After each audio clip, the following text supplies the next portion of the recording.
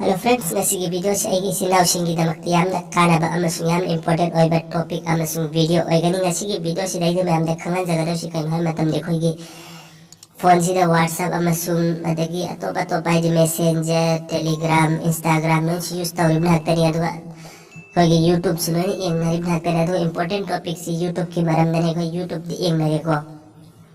samna hadi khoi YouTube si open tawra matungdi khoi YouTube sida khoina kaigomba isai yabna kaigomba ani karena taning matam de koi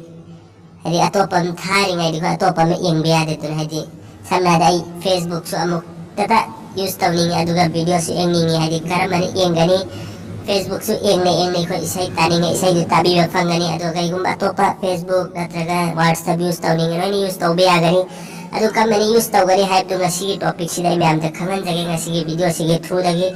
adu me amna aibo support tawbiyo video asibo like tawbiyo adu share asibo subscribe tawbidir bisi nawsinga subscribe tawbiyo adu bell dara ma all thambiyo samna adi khogi WhatsApp ajiki aina haba YouTube siko open door ai kai gumba isai madam taninga Facebook so use tawninga samna adi ajiki sigi video si tharaga bako petang am video sigi sumal obi fange bako dai sigi share ge button je share ge icon se nabiro me amna ko ada sida dum sige pop up har ba video si me amna sangbiyo engbiyo sumna obi fange ma interface aduga sida hoji engbiyo ga hakta me amna ko hari sida sumna obi fange ko me am sida emo o fange ade sida ko na zoom tawninge taw fangani ade dum sida pic hala so muka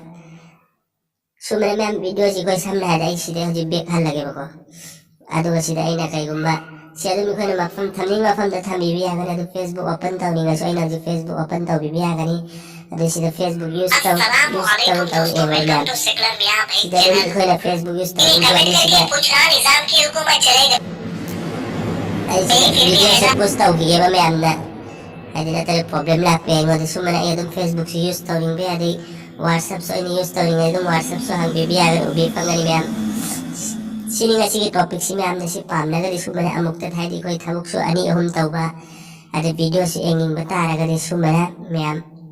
ngasige video si engbiyo loi foktu adu ngasige application do kamar hadai application do link do ai description da pi jage adu dagi me amna download to biro adu di matung sum ba application amasung tricks amasung tips ki maram da khangbi na ngai da mak social app knowledge har bas channel subscribe to ga thambi me amna adu di ngasige video si asida loi sinjarge goodbye.